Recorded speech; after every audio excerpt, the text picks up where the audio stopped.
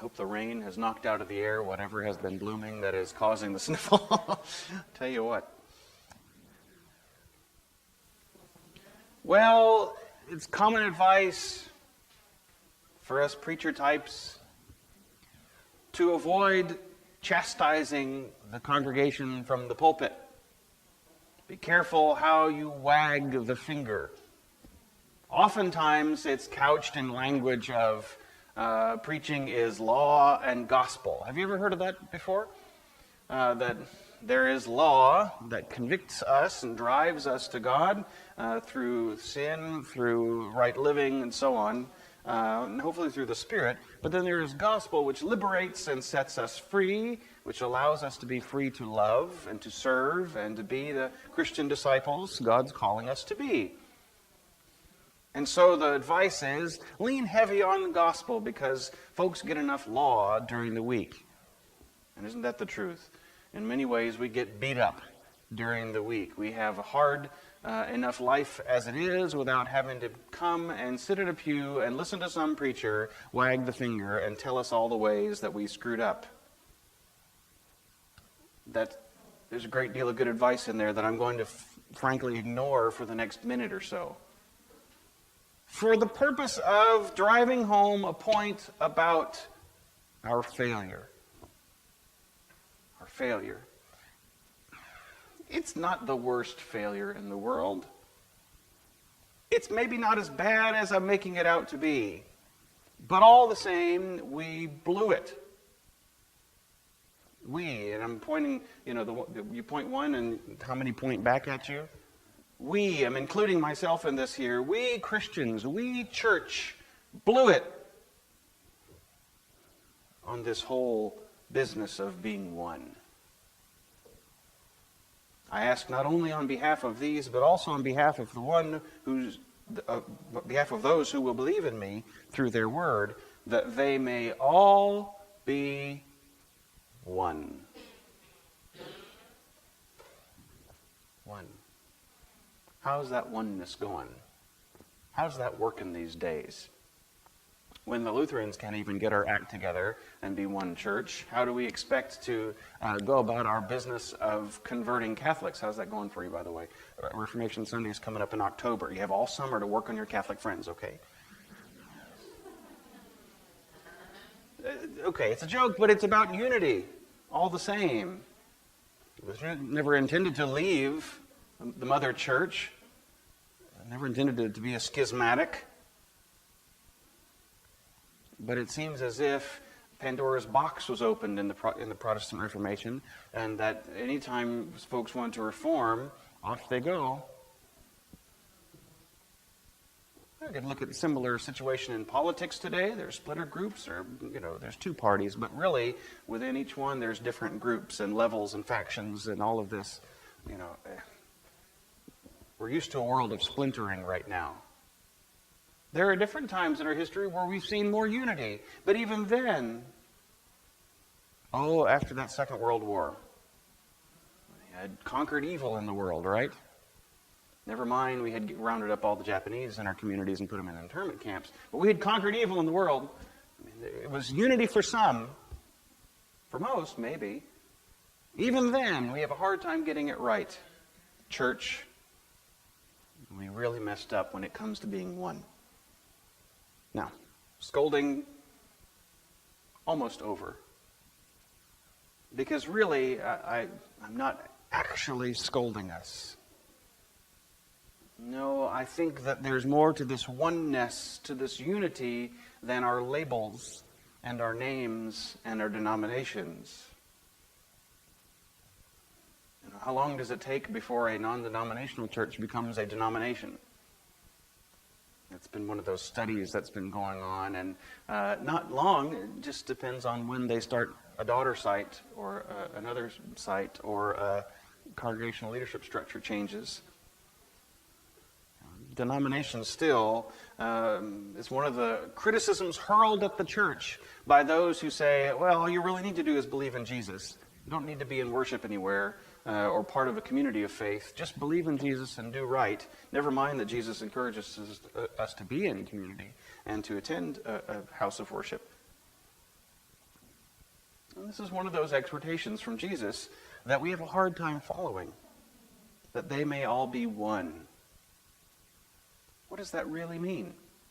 Let's explore a little bit about what that means here in this brief passage from John. There are many other places throughout the Gospel of John where we hear about unity, and throughout the Scriptures, especially you get into the pastoral epistles, the advice given to Timothy and Titus that helping folks avoid dissension, to be of one mind, make my joy complete, Paul says, that you can be one on something. But is that what Jesus is talking about? Let's look. So you've heard that first verse. I ask not only on behalf of these, Jesus praying for his disciples in this case, but also on behalf of those who will believe in me through their word. So he's praying for the ministry of the disciples. So it's not just that the disciples themselves would be one, but their oneness has a purpose. Why should we be one? Why should we be one? That's a good question to ask. Jesus gives us a good, solid answer. Right there should be enough. That if we be one, then others might believe through our word. That church is always telling me, my church friends are always telling me that I need to work on my relationship with my spouse. I know they care for me, and I know they want me to have a better marriage, but I don't know. I know a few more folks in that church, and they're divorced. Why should I work on my relationship with my spouse? Whoa. Yeah, I went there. Easy. Hang on. Is it that simple? Because that's a perfectionistic curve that's going to lead us to a big steep cliff. Is Jesus praying that we be absolutely without sin, absolutely one, absolutely living every day above blemish, above board, checking off the list, so that the world will see us and our perfection and realize, I can never attain to that. Gosh, I'm never going to be one of those church people. See, this is a case of, whether you do or whether you don't, someone's going to find a way to criticize that. So is the oneness about presenting a good front for our world so that they'll see our good behavior? For all, Jesus says, let your light so shine before others that they may see your good works and glorify your Father in heaven. There is something to that. And sometimes our oneness is that. But to begin listing off sins, behaviors in which we are not one, and saying, well, that's why we don't have a witness. We're imperfect people. No, I don't think that's the direction he's going either. But listen to the prayer again. I ask not only on behalf of these, the disciples, but also on behalf of those who will believe in me through their word, that they may all be one. Even knowing that we are sinful, broken creatures, that we can never truly attain this oneness of which Jesus speaks in its perfect form, in its absolute logical conclusion, Jesus still prays the prayer that they may all be one. So let's look a bit more at what that oneness means. Next verse. As you, Father, are in me, that's the direction of Jesus' prayer. As you, Father, are in me, and I am in you, may they also be in us, so that the world may believe that you have sent me. You have another, let it be this way, so that kind of statement. Let them be one so that the others will believe through their word. Let it be so that this will happen. That's a pattern we see in Jesus' prayer for others. Have you ever prayed that way?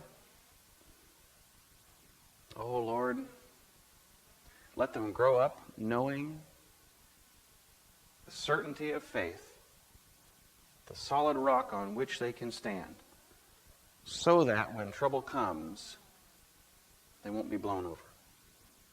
Ever prayed that for children? That's a common prayer for others. Let it be this so that that will occur. Jesus is praying that way here. And we would do no less than to model that prayer in our own life. Let them be as you, Father, are in me and I am in you, and that they may be in us, so that the world may believe that you have sent me.